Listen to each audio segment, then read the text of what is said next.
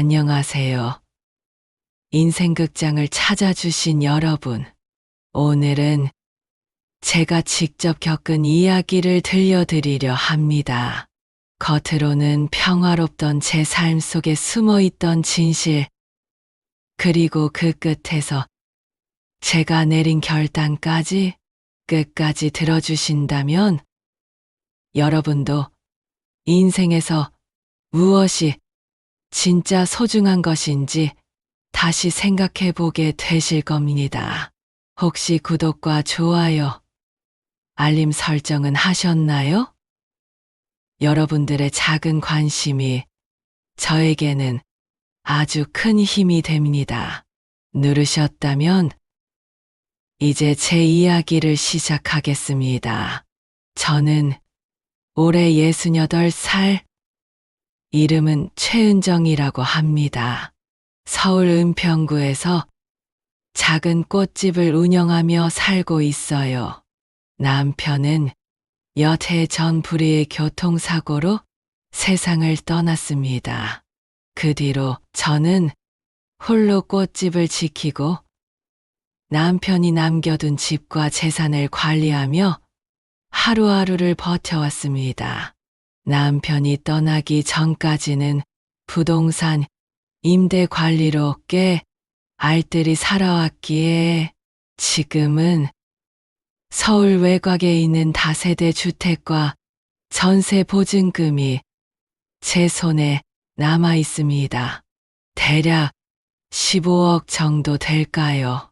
제 나이 또래에서 혼자 생활하며 이 정도를 지키고 있는 게 얼마나 큰 일인지 아실 겁니다.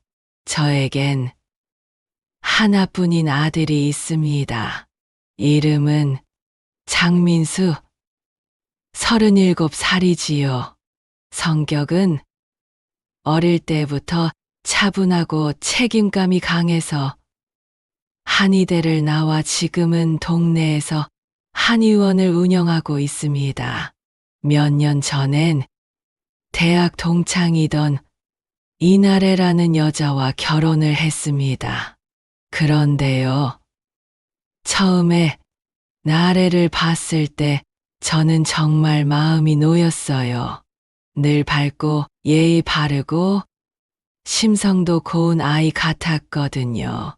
결혼 초엔 저를 친엄마처럼 따르고 가게에도 와서 꽃다발을 묶어보겠다며 도와주고 제 생일에는 직접 케이크를 구워서 들고 오기도 했습니다. 사실 저는 그때 큰 감동을 받았습니다. 외동아들을 시집 보내면서 앞으로는 나 혼자라는 생각이 얼마나 외로웠는지 몰라요. 그런데 며느리 덕분에 저는 딸이 하나 더 생겼구나.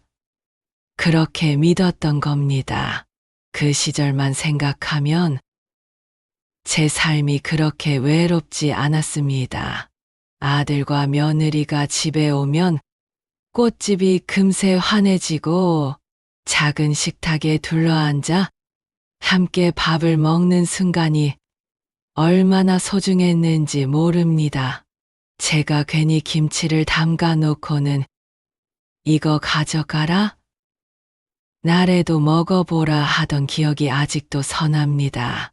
하지만 인생이라는 게 늘 그렇듯 좋은 시절은 오래가지 않더군요. 결혼한 지 3년쯤 되었을 때였을까요? 저는 아주 조금씩 무언가 달라지고 있다는 걸 느꼈습니다. 예전 같지 않게 나래가 자주 오지 않았습니다. 한 주에 한 번은 꼬박꼬박 얼굴을 비추던 며느리가 이제는 한 달에 한 번 와서 잠깐 앉았다가 금세 가버리더군요. 저는 처음엔 단순히 일이 바쁜가 보다 했습니다. 하지만 어머니라는 자리는 참 묘하지요. 그저 시간이 없어서 그런 건지 아니면 마음이 떠나서 그런 건지 미묘한 차이를 느끼게 됩니다. 저는 그때 이미 알고 있었는지도 모릅니다. 그 밝던 며느리의 웃음이 점점 사라지고 있었다는 것을요.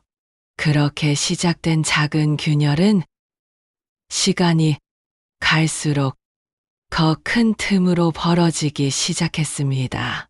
결혼 초 제 며느리 나래는 정말이지 틈잡을 데가 없는 아이였습니다.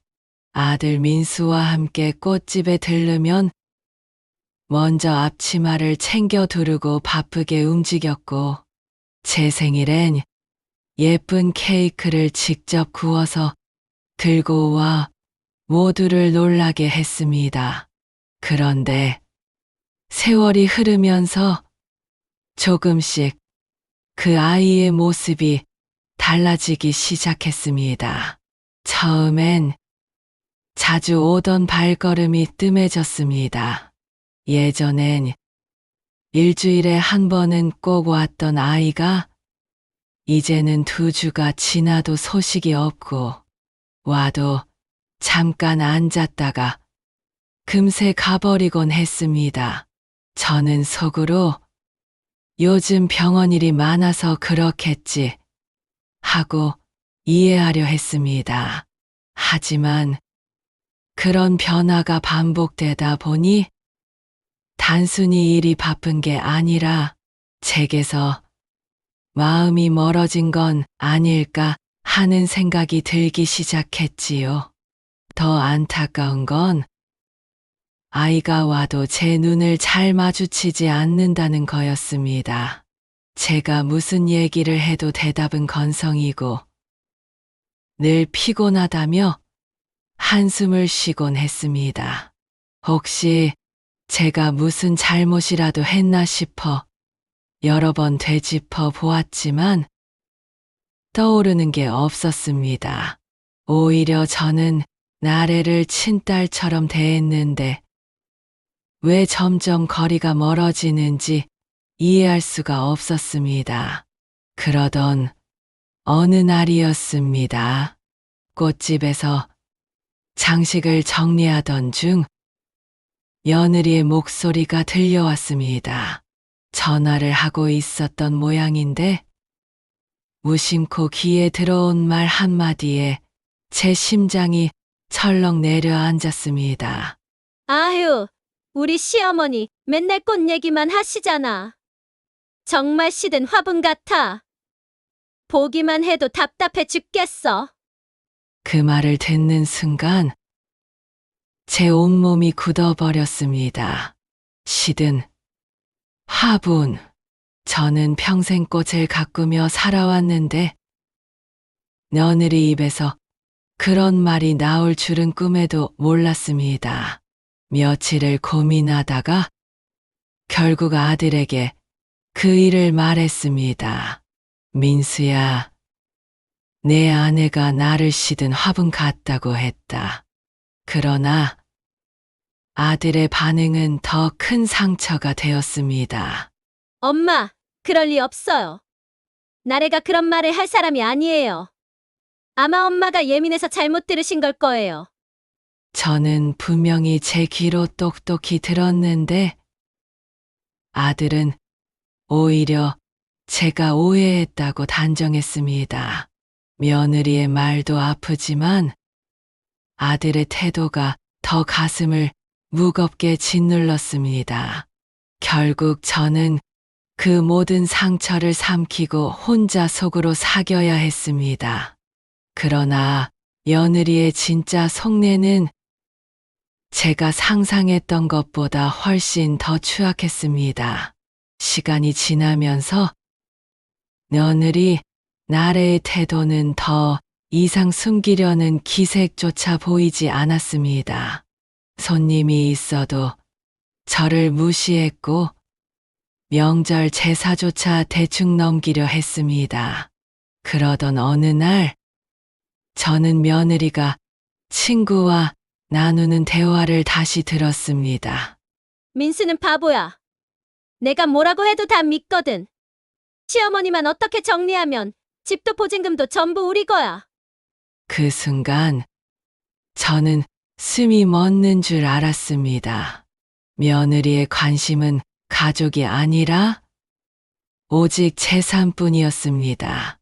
그리고 이어진 말은 저를 더 무너뜨렸습니다. 요양원에 보내버리면 더 편하지 않겠어? 저를 요양원에 보내자며 웃고 떠드는 며느리의 목소리에 저는 가슴 속 무언가가 산산조각 나는 걸 느꼈습니다. 그날 밤 저는 이불을 덮고 한참을 울었습니다. 내가 도대체 뭘 잘못했길래 이런 취급을 받아야 하나? 왜 나래는 나를 가족으로 받아들이지 못했을까? 수없이 자책했지만 떠오르는 건 그 아이의 비웃음뿐이었습니다. 저는 그제야 깨달았습니다. 며느리의 웃음과 다정한 태도는 모두 가면이었고 결국 속마음은 탐욕과 경멸뿐이었다는 것을요. 그 충격과 분노 속에서 저는 며칠 밤을 지새웠습니다. 그리고 마침내 제 인생을 바꾸는 결심을 내리게 되었습니다. 그날 이후 저는 며칠 동안 아무 일도 손에 잡히지 않았습니다.